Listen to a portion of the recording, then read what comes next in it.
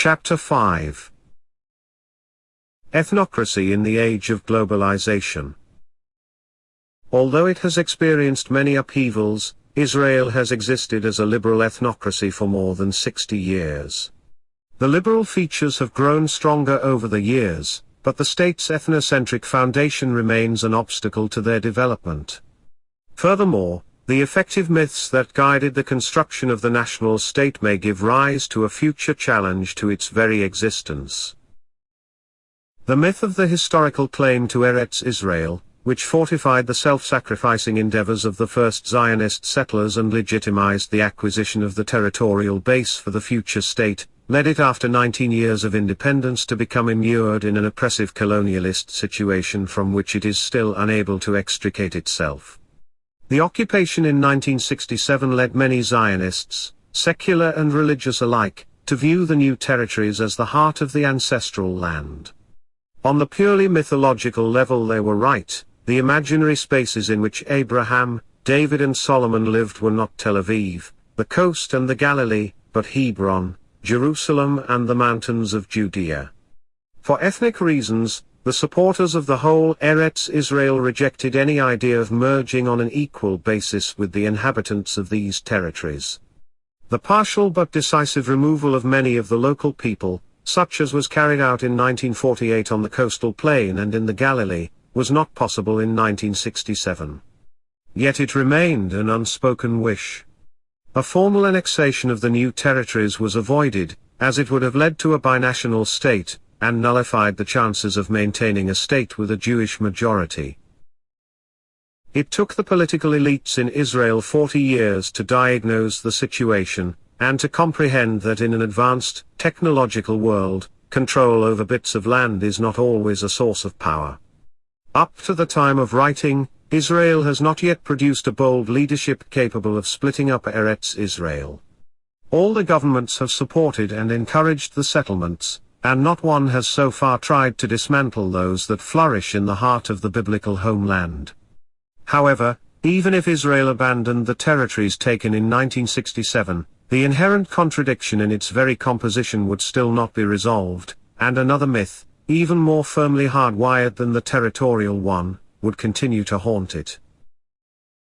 The myth of the Jewish ethnos as a self-isolating historical body that always barred, and must therefore go on barring, outsiders from joining it is harmful to the state of Israel, and may cause it to disintegrate from within.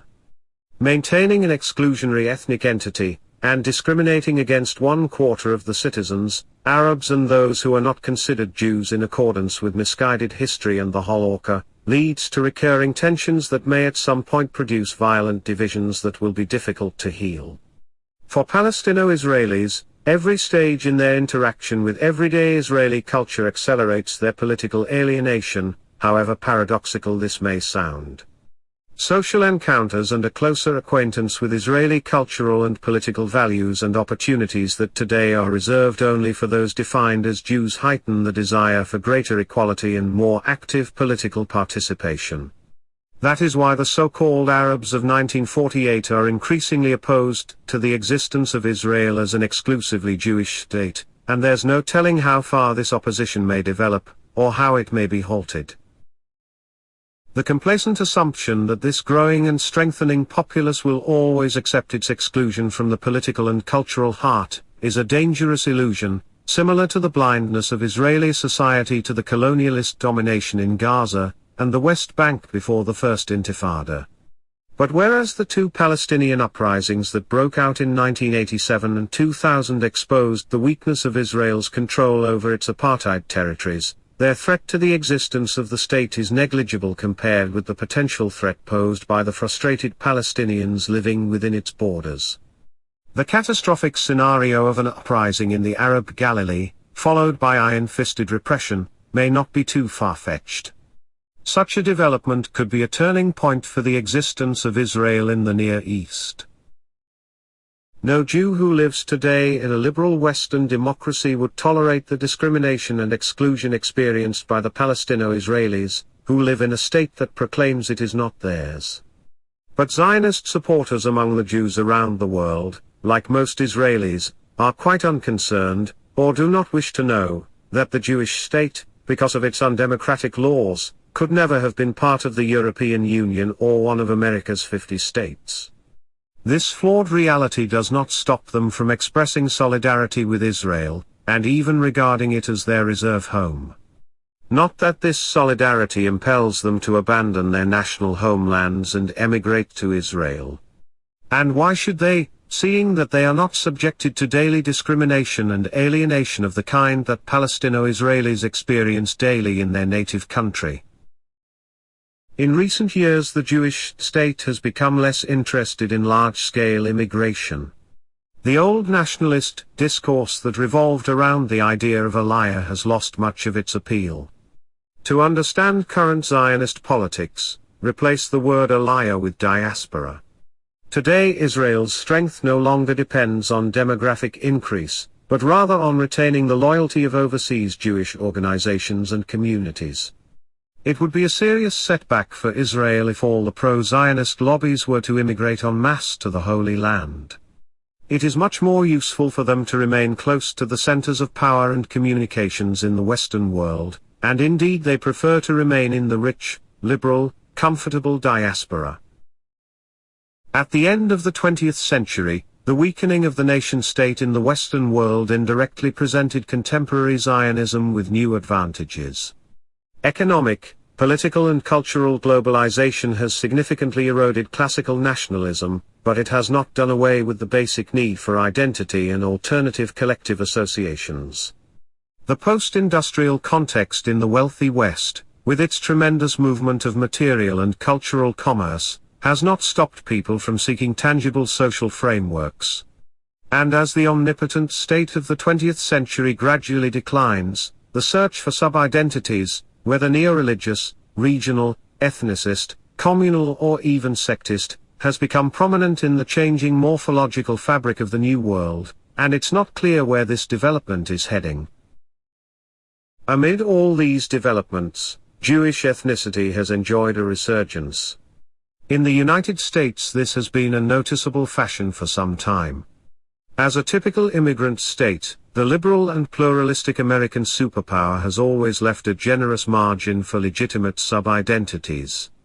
Mass nationalization in the U.S. never sought to erase previous cultural layers or remnants of old beliefs, other than those it had exterminated at the start. In the presence of the Anglo-American, Latin American or African American, a descendant of Eastern European Jewry had to identify himself or herself as Jewish American. The person may not have preserved elements of the great Yiddish culture, but the need to belong to a particular community meant finding a focus of identity amid the sweeping cultural vortex. As the Yiddish culture lost its vitality, Israel increased in importance for many American Jews, and the number of Zionists increased. If, during the Second World War, American Jewry behaved rather apathetically toward the mass slaughter in Europe, it responded with sympathy and support for Israel, especially following Israel's victory in the 1967 war. In Europe, with the rise of the European Union, and the weakening of the nation-states within it, the Jewish institutions in London and Paris also experienced a transnational ethnicization, and the State of Israel learned to derive maximum political benefit from this worldwide network of Jewish power. Since the late 1970s, the perpetuation of the Jewish ethnos state has paid handsome dividends, and the closer Brooklyn came to Jerusalem, the further was Arab Nazareth removed from the heartbeat of Jewish-Israeli politics. That is why any project that proposed turning Israel into a republic of its citizens has come to seem like a fantasy. Jewish-Israeli blindness regarding the democratic radicalization of the Palestino-Israeli community, especially its younger and educated elements, has always been based on plain material interest. It not only rested on the weighty mythological past and was sustained by simple ignorance, it has also been reinforced by the profit and power derived from the existence of the overseas ethnos, which is content to subsidize it. But there's a fly in the ointment. Although the globalization of the late 20th century was accompanied by increased pro-Zionist ethnicization among the established Jewish communities, the runaway assimilation at ground level has continued to mix Jews with those who live beside them, who attend the same universities and who share the same workplace. The impact of everyday cultures, local and global, is stronger than the synagogue and the Zionist Sabbath folklore. Consequently, the demographic power base of the Jewish establishment is steadily eroding. Comfortable Jewish life in the diaspora, the irresistible power of young love, and the welcome decline in antisemitism are all taking their toll. Surveys indicate that not only is mixed marriage on the rise, but support for Israel among Jewish families under 35 is declining. Only among the over 60s is solidarity with Israel stable and popular. These data suggest that the inflow of power from Israel's transnational diaspora may not last forever. Nor should Israel assume that the support of the mighty West will never falter. The neocolonialism of the early 21st century, exemplified in, for instance, the conquest of Iraq and Afghanistan, has intoxicated the power elites in Israel, but for all the rising globalization, the West is still far away while Israel is situated in the Near East. The violent reaction to the humiliation of the East will fall not on the remote metropolis but on its forward outpost. The fate of the self-segregating ethnos state in a corner of the Arab and Muslim world is uncertain. In the present historical stage, as is usually the case, we cannot see the future, but there are good reasons to fear it. For example, the peace camp must consider that a compromise accord with a Palestinian state, if achieved, may not only end a long and painful process, but start a new one, no less complex, inside Israel itself. The morning after may be no less painful than the long nightmare preceding it.